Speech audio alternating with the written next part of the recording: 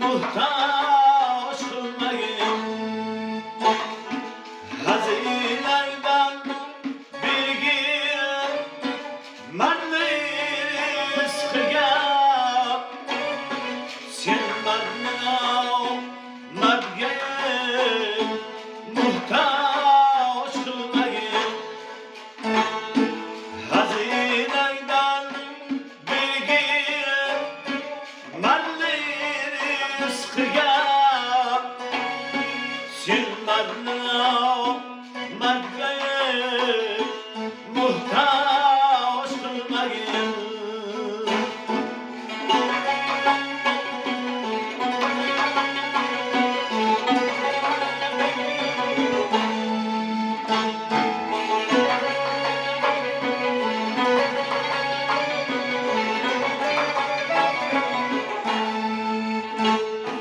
Namert kübrigiden olsa mutmaslan, kervan bulsa makaniga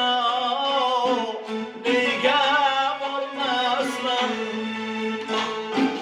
Qo'lidan bir piyola choy ichmasman. O'g'ilcha pulga muhtaç kılmayın.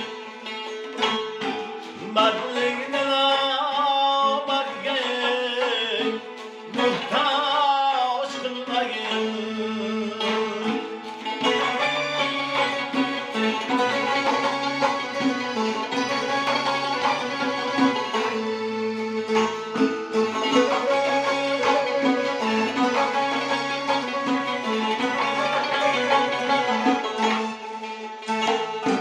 Namert kübrigiden olsa mutmaslan, Qo'lidan bir piyola choy ichmasman.